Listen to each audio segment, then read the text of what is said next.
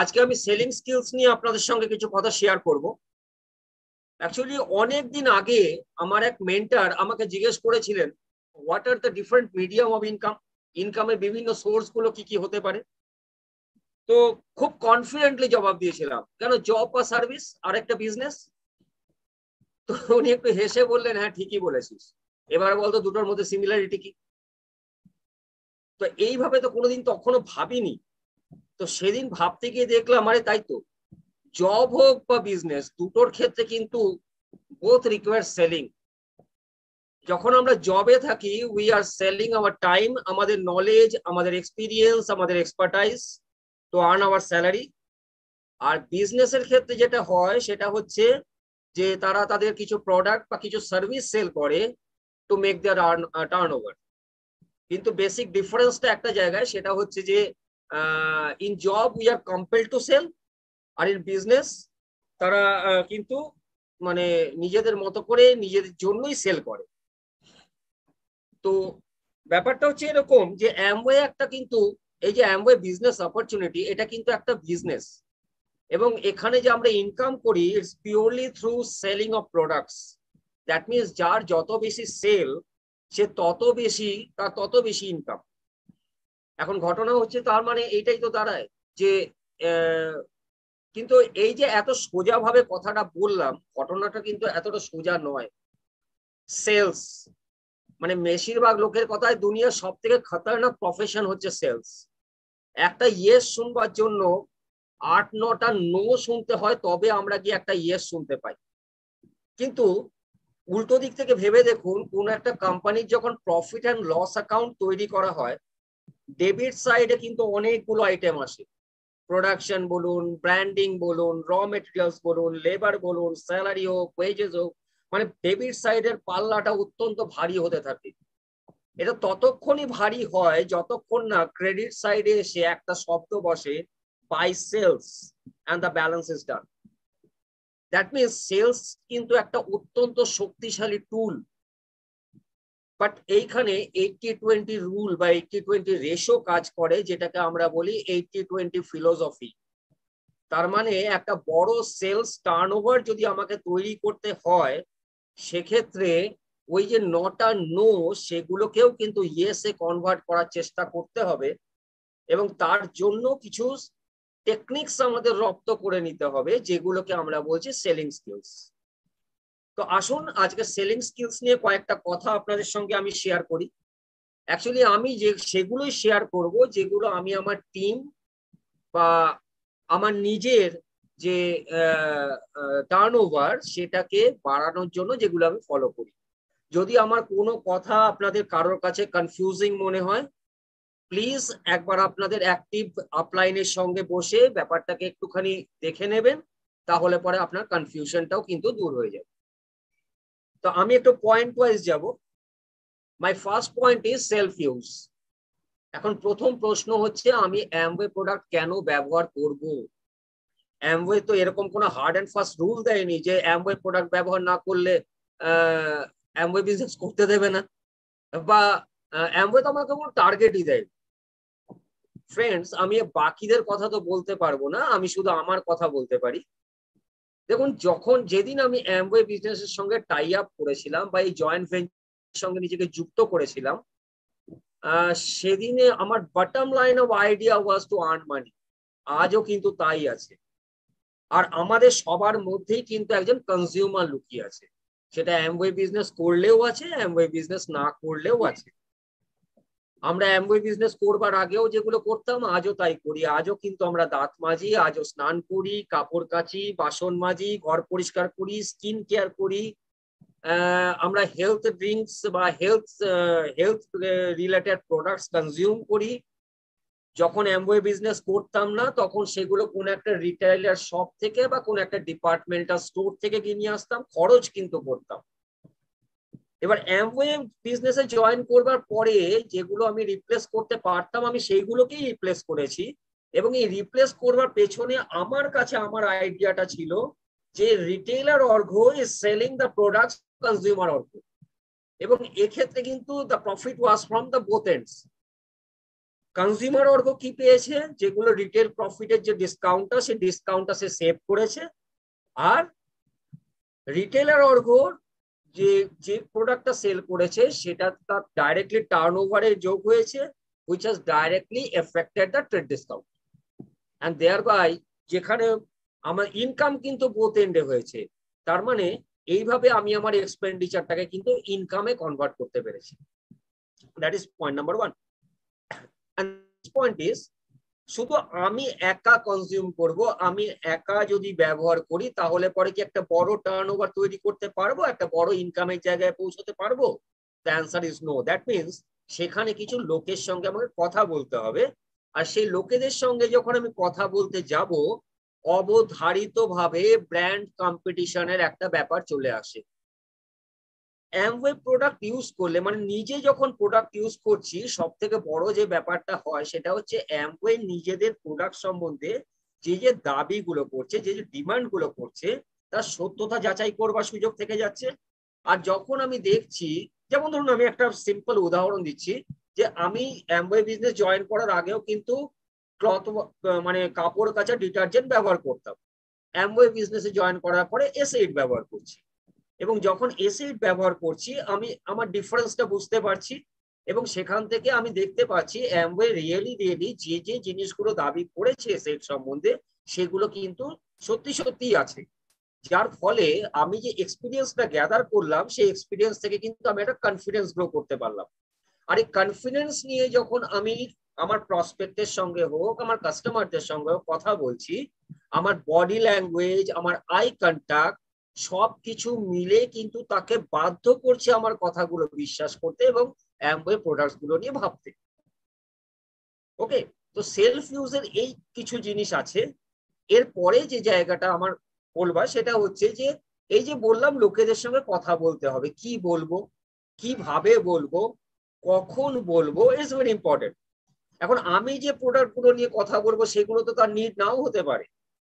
তো তার মানে অ্যামওয়ে ইন্ডিয়ার বাস্কেটে যে যে প্রোডাক্টস গুলো আছে, সেই প্রোডাক্টস গুলো সম্বন্ধে কিছু না কিছু তো জেনে রাখা প্রয়োজন।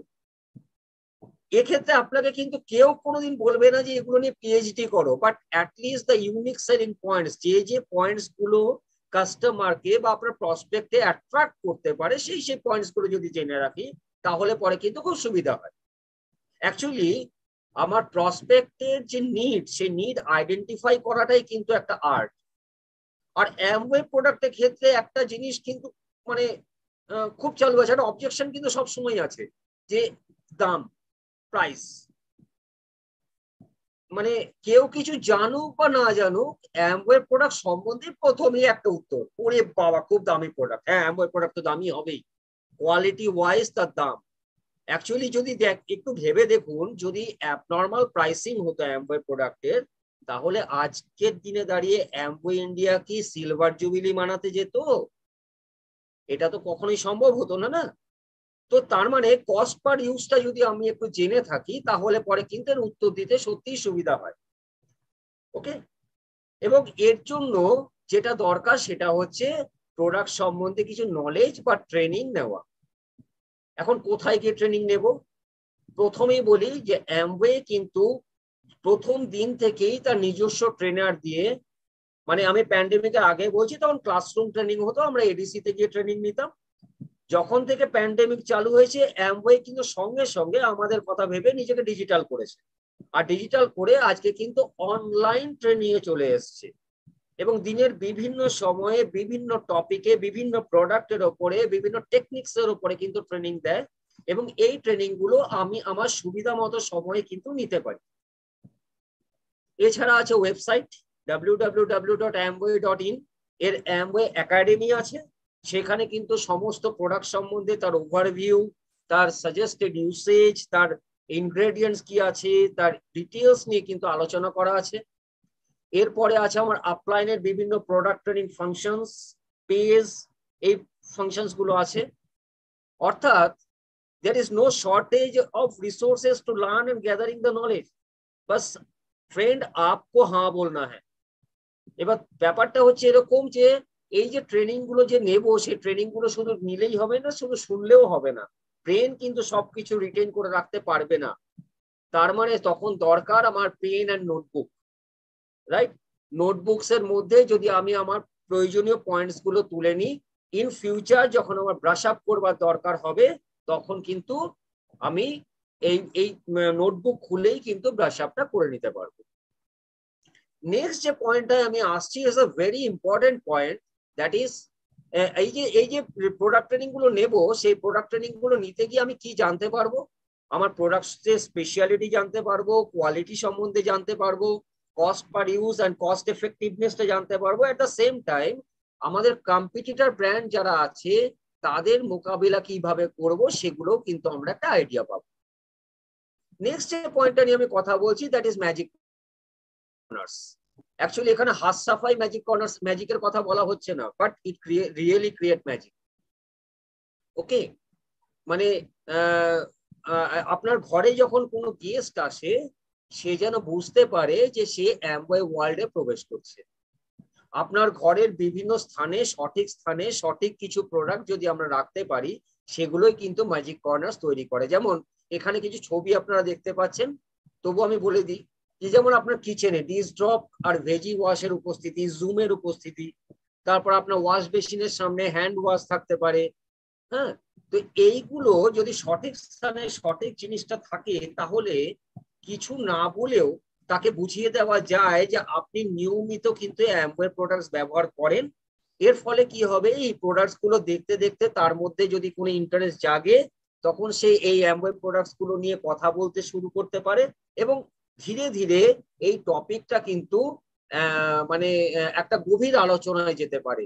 এবং এখান থেকে কিন্তু যেটা হয় সেটা হচ্ছে যে তার বিভিন্ন চ্যালেঞ্জেস, বিভিন্ন প্রবলেমস গুলো সামনে আসতে শুরু করে এবং সেই সময় যদি আপনি আপনার এক্সপিরিয়েন্স দিয়ে অ্যামওয়ে বাস্কেটের প্রোডাক্ট দিয়ে যদি তাকে ঠিক মতো সার্ভিসটা দিতে পারেন, তাকে সঠিক রাস্তাটা বলে দিতে পারেন, দেখবেন একবার যদি আপনার চাকাটা ঘুরতে আরম্ভ করে সেই চাকা কিন্তু ঘুরতেই থাকবে আর আপনার ইনকাম কিন্তু হতেই থাকবে, রাইট?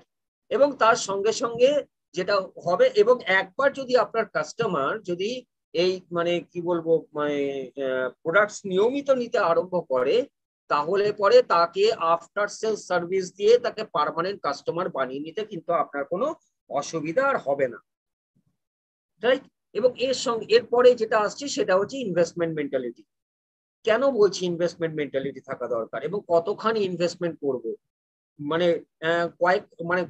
আপনাকে কিন্তু অ্যামওয়ে কখনো কোনো টার্গেট দেয়নি, এট দ্য সেম টাইম এটাও বলেনি আপনার ঘরে কোনো স্টক রাখুন, রাইট? কিন্তু আমি যখন কোনো কাস্টমারের সঙ্গে কথা বলছি সেই কাস্টমার যদি সে প্রোডাক্ট সম্বন্ধে ইন্টারেস্টেড হয় এবং তখনই সে বোঝে যে তার কোনো প্রয়োজনীয় প্রোডাক্ট আছে তাহলে মানে নিতে পারে, সঙ্গে সঙ্গেই যদি তাকে আমরা ওই প্রোডাক্টটা দিতে পারি, তার হাতে ধরিয়ে দিতে পারি, তাহলে পরে কিন্তু সে অত্যন্ত স্যাটিসফাইড হয় এবং বুঝতে পারে যে you are seriously doing the business. Okay, এছাড়া এরকমও হতে পারে যে আপনার ঘরে কোনো গেস্ট এলো, সে হয়তো এর আগে অ্যামওয়ে প্রোডাক্ট ইউজ করছিল কিন্তু সার্ভিস ঠিক মতো পায়নি বলে সে অ্যামওয়ে প্রোডাক্ট এখন ইউজ করতে পারছে না, কিন্তু তার মনের মধ্যে কিন্তু ইচ্ছে আছে, প্রোডাক্ট গুলোকে কিন্তু সে ভালোবাসে। সেক্ষেত্রে আপনার ঘরে এসে যদি সে আপনার ড্রয়িং রুমের শোকেসে যদি দেখে যে কিছু প্রোডাক্ট সাজানো আছে, কিছু বিউটি প্রোডাক্ট সাজানো আছে, কিছু নিউক্লাইড প্রোডাক্ট সাজানো আছে, সেক্ষেত্রে সে এরকম ভাবেও তো হতে পারে যে সে বললো আচ্ছা তুমি অ্যামওয়ে প্রোডাক্ট ইউজ করো, তোমার কাছে গ্লিস্টার আছে? আপনার কাছে যদি স্টকে, দেখুন গ্লিস্টার একটা কিন্তু অত্যন্ত মানে কি বলবো রেগুলার প্রোডাক্ট এবং রেগুলার সেলিং প্রোডাক্ট। তো গ্লিস্টারের স্টক রাখাটা এমন কিছু ব্যাপার না, এবং সব থেকে বড় কথা যে আমাদের অ্যামওয়ে প্রোডাক্টের কিন্তু সে অর্থে কোনো এক্সপায়ার নেই, রাইট? একটা বেস্ট বিফোর ইউজ কথা বলা থাকে কিন্তু এক্সপায়ারি ডেট বলে কিছু থাকে না, ঠিক? তার মানে আপনি যে যে প্রোডাক্ট ব্যবহার করছেন সেটারই যদি একটা দুটো এক্সট্রা প্রোডাক্ট আপনি রাখেন সেটা কিন্তু আপনি যদি বিক্রি নাও হয় আপনার ব্যবহারে লেগে যাবে, রাইট?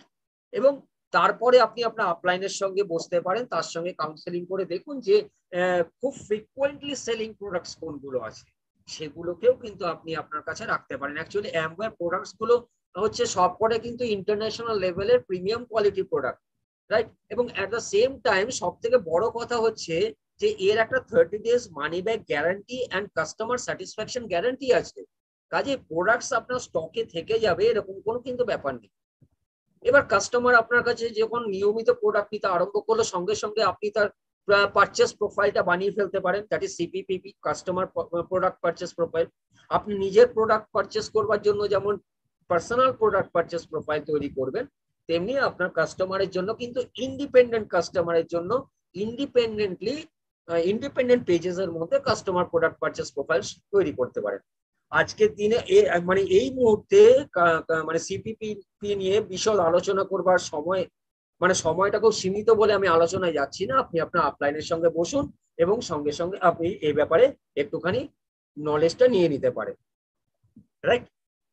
এরপরে যেটা আসছি সেটা হচ্ছে counselling, health care and skin care counselling. যে জায়গাটা আসে সেটা হচ্ছে যে এক্ষেত্রে কিন্তু আপনাকে আপনার আপলাইনের সাহায্য নিতে হবে।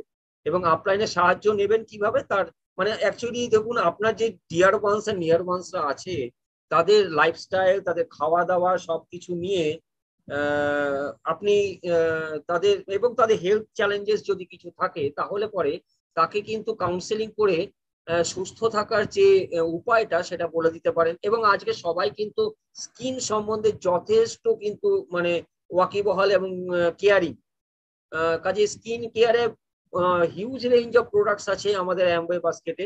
তো আপলাইনের সঙ্গে বসে এবং আপনার কাস্টমারদের এবং আপনার গেস্টদের কাউন্সেলিং করুন এবং তাদের হেলথ কেয়ার ব্যাপারে কথাবার্তা বলুন। এবং তাকে, তার যদি মনে হয়, আপনার কাউন্সেলিং করবার পরে যদি মনে হয় যে কিছু হেলথ সাপ্লিমেন্ট দেওয়ার তাকে প্রয়োজন আছে, তাহলে পরে সঠিক হেলথ সাপ্লিমেন্টটা দিয়ে তাকে সুস্থ থাকার উপায়টা কিন্তু আপনি বাতলে দিতে পারেন। এবং সব থেকে বড় কথা, আজকে মানে আজকে আমরা যেটা আছে আরেকটা নেক্সট পয়েন্ট হচ্ছে সেল উইদাউট সেলিং। মানে সেল উইদাউট সেলিং ব্যাপারটা কিরকম জানেন? আমরা তো কাস্টমারদের সঙ্গে ডাইরেক্টলি গিয়ে প্রোডাক্ট সম্বন্ধে কথা বলি, দ্যাট ইজ মানে কি বলবো, একদম মানে ইন্টেনশনাল সেলিং। আর সেল উইদাউট সেলিংটা কিরকম, ধরুন আপনি কোনো একটা বিয়ে বাড়িতে গেছেন বা নিমন্ত্রণ বাড়িতে গেছেন। আমি মেয়েদের ক্ষেত্রে বলি, তাদের সাজগোজের যে ধরনটা যেহেতু ভালো, হয়তো একটা লিপস্টিক লাগিয়ে গেছে, আমি আমার মেয়ের কথা বলতে পারি, আমার ওয়াইফের কথা বলতে পারি, একটা লিপস্টিক লাগিয়ে গেছে, তার উজ্জ্বল এবং তার লাস্টিং দেখে কেউ এসে ইন্টারেস্টেড হতে পারে এবং তার সঙ্গে সঙ্গে সে কিন্তু তাকে জিজ্ঞেস করতে পারে, আচ্ছা লিপস্টিকটা তুমি কোথা থেকে পেয়েছো? সে তখন বলতেই পারে, তোমার দরকার এটা অ্যাটিটিউডের লিপস্টিক, তোমার দরকার যদি হয় তুমি আমাকে বলতে পারো, আমি জোগাড় করে দেবো। That is sell without selling. আপনি কিন্তু সরাসরি তাকে সেল করতে গেলেন না, কিন্তু মানে ইনডিরেক্টলি এটা কিন্তু একটা সেলিং এর জায়গায় চলে গেল। আবার এরকমও হতে পারে যে আপনি কারো ঘরে গেছেন বা এবং তার হয়তো শোকেসের গ্লাসটা দেখলেন খুব সুন্দর ঝকঝক করছে, মানে বেশ পরিষ্কার।